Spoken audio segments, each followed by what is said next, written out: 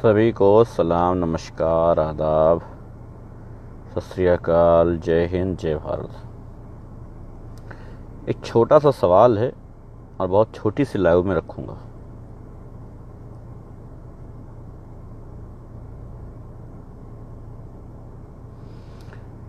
ये सैटरडे और संडे जो लॉकडाउन हुआ था, बकरीद के एक हफ्ता पहले शुरू हुआ था ये, क्योंकि बकरीद सैटरडे को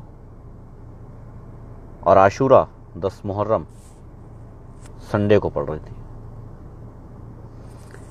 बकरीद के एक हफ्ते पहले शुरू हुआ साप्ताहिक लॉकडाउन मुहर्रम के अगले हफ्ते ही कैसे ख़त्म हो गया।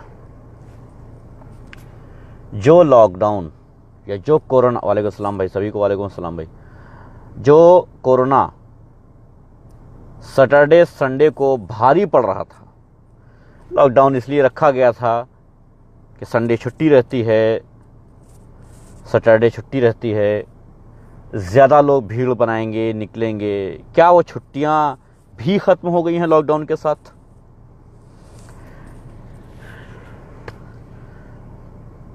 अली हसन भाई आदाब, कैसे हैं आप? मैं ठीक हूँ। सभी को वालेकुम अस्सलाम भाई, नमस्कार।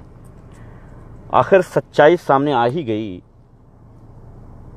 कि मुसलमानों से किसी ख़ास नफ़रत के तहत सैटरडे और संडे बकरीद और मुहर्रम की वजह से बकरीद के एक हफ़्ते पहले लगाया गया और मुहर्रम के अगले ही हफ़्ते, यानी मुहर्रम 10 मुहर्रम ख़त्म होने के बाद जो नया संडे आएगा उसी को ख़त्म कर दिया गया।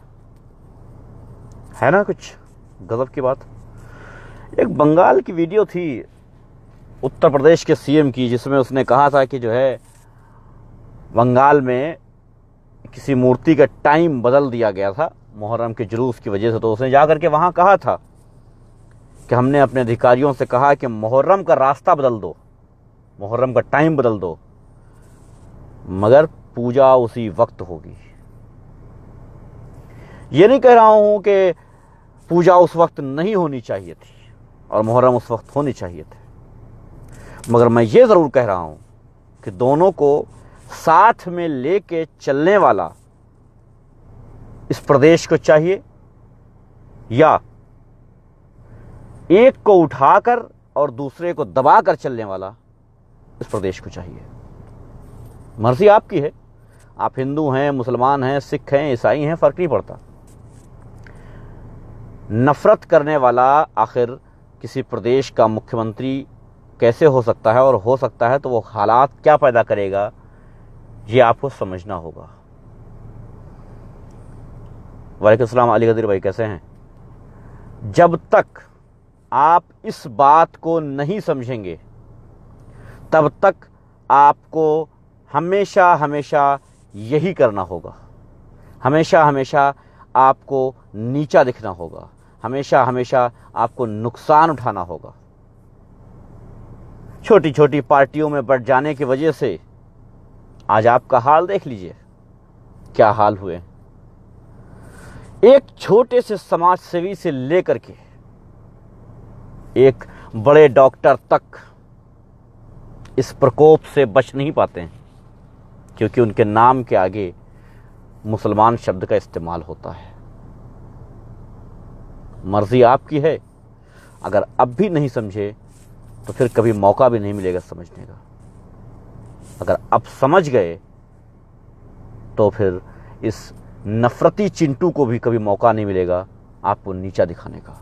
इसलिए अपना दिमाग खोल करके बहुत अच्छे से इस बात को अपने जहन में बिठा लो कि बकरीद के एक हफ्ता पहले लॉकडाउन शुरू करना और मुहर्रम के अगले ही हफ्ते लॉकडाउन ख़त्म कर देना, ये साबित करता है कि सिर्फ़ और सिर्फ मुसलमानों की नफ़रत की बदौलत ये लॉकडाउन किया गया था। क्योंकि कोरोना पेशेंट घटे नहीं हैं, कोरोना पेशेंट लगातार बढ़ते जा रहे हैं। आज के दौर में, आज के दिन में 70-80 हज़ार लोग कोरोना पेशेंट पाए जाते हैं, और जब ये लॉकडाउन साप्ताहिक लगाया गया था तब 70-80 हज़ार नहीं थे, 50-60 हज़ार थे। 40-50 हज़ार थे। तो आप समझ सकते हैं कि कोरोना बढ़ा है, लेकिन साप्ताहिक लॉकडाउन खत्म किया गया है, क्योंकि सामने कौन से त्यौहार हैं, सामने क्या है, इसको मद्देनजर रखा गया है। आपने ये बात शायद सोची नहीं। 30-40 दिनों के अंदर खाने पीने का सामान महंगा होने वाला है। सभी अपनी तैयारी कर लें। सरकार किसी के लिए कुछ नहीं करने वाली। बेशक राजीव कुमार भाई कह रहे हैं कि सरकार किसी के लिए कुछ नहीं करने वाली है, इस बात को अच्छे से समझ लीजिए। सरकार किसी भी हाल में कुछ नहीं करने वाली है, सिवाय आपका मजाक उड़ाने के, सिवाय आपको परेशान करने के, और कुछ नहीं करने वाली है। अगर आपने आवाज़ उठाई तो आपकी आवाज़ को दबा दिया जाएगा, आपकी आवाज़ को कुचल दिया जाएगा। लेकिन ज़रूरी ये है कि अब आप आंखें खोल लें। अगर अब भी आपने आंखें न खोली तो आने वाले दिनों में आप हाथ में कटोरा लेके बैठ जाएंगे और अपने बच्चों से कहेंगे कि सड़कों पर भीख मांगो। क्योंकि इस राजनीति को अगर नहीं समझ रहे हैं तो फिर अफसोस की बात है। मैं बड़ा परेशान रहता हूं इस बात को सोच करके कि जो पॉइंट्स आपके सामने मौजूद होते हैं, आप उस पर विचार क्यों नहीं करते हैं। आज के दौर में हालात आपके सामने हैं, किसी से छुपे हुए नहीं हैं। सारी बातें आपके सामने हैं, बिल्कुल खुले तरीके से रखी हुई हैं। कोई ऐसा भी नहीं है कि भाई साहब लिखी हुई हैं कि आप समझ नहीं पा रहे हैं, पढ़ नहीं पा रहे हैं। महसूस करने की चीज़ें हैं। फिर भी आप न जाने किस नशे में चूर हैं जो आप इस बात को समझ नहीं पा रहे हैं। इतिहास उठाकर देख लो, वर्तमान देख लो, क्या मिला है सिवाय नफरत, सिवाय दुश्मनी, सिवाय नुकसान, क्या मिला है। इसलिए इस बात को समझ लो। इंपॉर्टेंट ये है कि हमें जो इनसे निजात दिला सकता है, हम उसके साथ।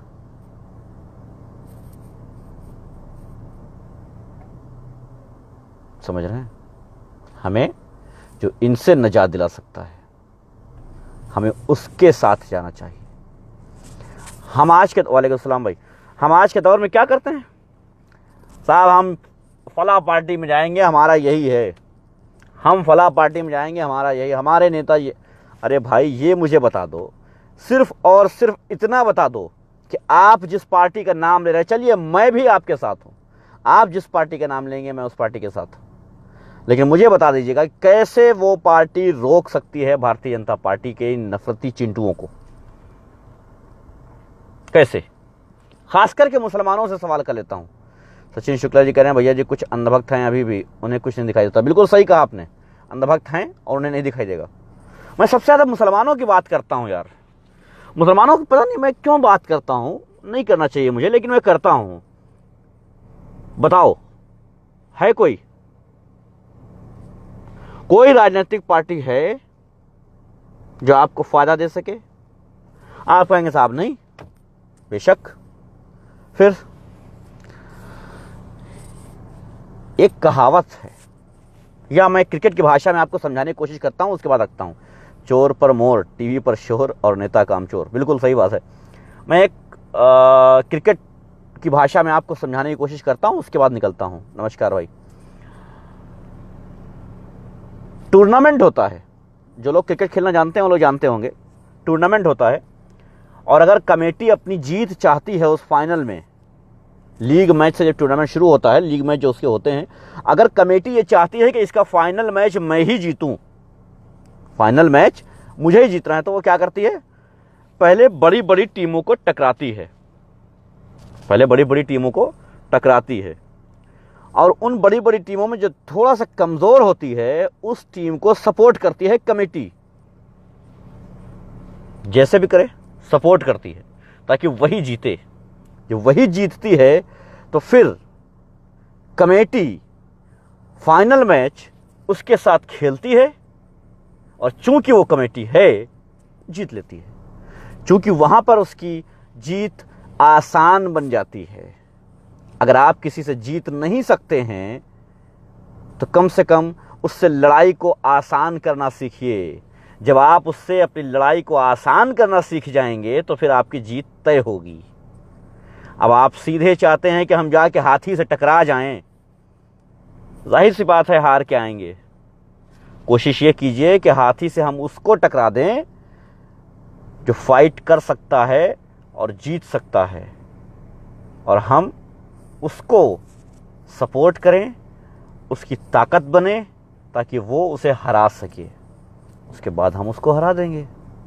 ऐसा थोड़ा सा प्लान करके चलो अपनी लाइफ में, थोड़ा प्लान करके। बहुत सारे ऐसी चीज़ें मैं मिसाल आपके तौर पे आपके सामने रख सकता हूँ, लेकिन एक ही काफ़ी है, क्योंकि आज के दौर में क्रिकेट से बढ़कर कुछ नहीं है मुझे लगता है। तो आसान होगा, मुसलमानों में ख़ास करके एक अलग से क्रेज़ रहता है, अलग से बात है। खैर, तो इस बात को समझ लीजिएगा कि आपको कैसे और क्या करना है। बाकी आपकी राजनीतिक पार्टियाँ जो हैं, छोटी बड़ी कोई भी पार्टी हो, आप कहते हैं साहब ये है और हम इसके साथ हैं, मुझे ये बता दीजिएगा कि आपका वोट वहाँ देना बेहतर है? क्या आपका वोट या आपका सपोर्ट उनको जिता सकता है, ये सामने वाले को हरा सकता है या नहीं? अगर नहीं, तो आपका वोट उन्हें जिता रहा है जिन्हें हम नहीं चाहते हैं, जिन्हें आप नहीं चाहते हैं। अगर हम किसी ऐसी राजनीतिक पार्टी को वोट कर रहे हैं, सपोर्ट कर रहे हैं जो फाइट में ही नहीं है, तो हम अपना वोट बर्बाद कर रहे हैं। हम अपना वोट जो नहीं जीतना चाहिए उसको दे रहे हैं। इसलिए बहुत सोच समझ कर। बाकी मेहरबानी है आप लोगों की। चलिए, बहुत बहुत धन्यवाद। अमा भाई, मैं बहुतों को जानता हूँ कि पान सिगरेट के छोटे बेचने वाले कई गरीब लोग सिर्फ ज़ीरो बिक्री के कारण अपना काम गुमटी बंद किया हुआ। बेशक सच है बाकर भाई, बिल्कुल सही कह रहे हैं आप। बेरोजगारी चरम सीमा पर है और आने वाली है। हालात बिगड़ने वाले हैं, बहुत कुछ होने वाला है। लेकिन बार बार इस बात को कहते कहते मैं थक गया हूँ, मगर सुनने वाले उनके समझ में नहीं आता है।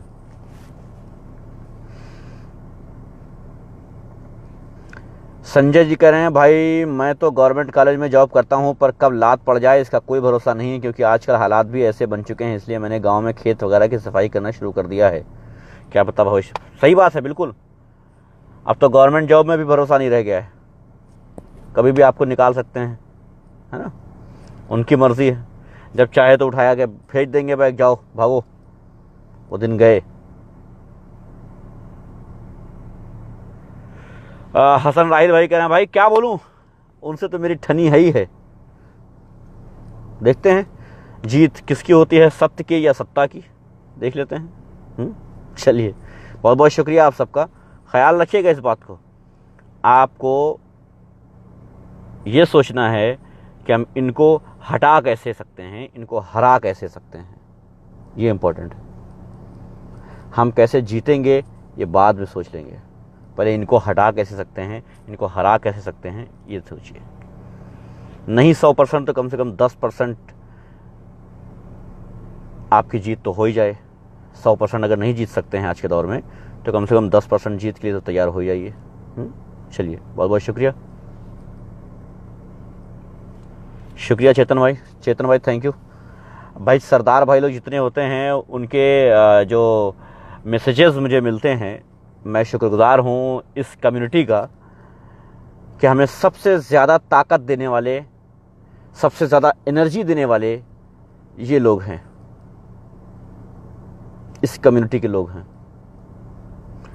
मज़े की बात यह है कि गिनती में सबसे कम, लेकिन इनकी बारीकियों को अगर समझिए, इनके वाल पे जाइए, इनकी बारीकियों को समझिए, इनको समझिए, तो बहुत बड़ा फ़र्क अपनी ज़िंदगी में ला सकते हैं। चलिए, बहुत बहुत शुक्रिया आप सबका, धन्यवाद। याद रखिएगा, आने वाले दिनों में आपको क्या करना है मुझे बताने की ज़रूरत नहीं है, वक्त आने पे वो भी बता दूंगा। लेकिन अभी होशियारी है इसी में कि आप इस बात को समझ जाइए। कम से कम ऐसा कुछ कर लीजिए कि आपकी जीत थोड़ा आसान हो जाए, मंजिल की तरफ थोड़ा 4 कदम बढ़ जाइए। ये मत समझिए कि हम छलांग लगा के निकल जाएंगे, फ़ौरन पूरी नदी पार कर जाएंगे। कोशिश कीजिए कि कुछ कदम कम हो जाए, हमारी कठिनाइयाँ कम हो जाएं। इस पर गौर व फिक्र कीजिए, क्योंकि इतनी आसानी से छलांग लगा करके निकल जाना आसान नहीं है। बहुत बड़ी नदी है ये, इतनी जल्दी छलांग नहीं लगा सकते हो। इसलिए कोशिश करो कि थोड़ा सा चहलकदमी करते हुए आगे बढ़ जाओ, इस जीत को आसान बना दो। इसलिए कह रहा हूँ, ख्याल रखना, ऑप्शन है सबके पास, बाकी आपकी मर्जी। धन्यवाद।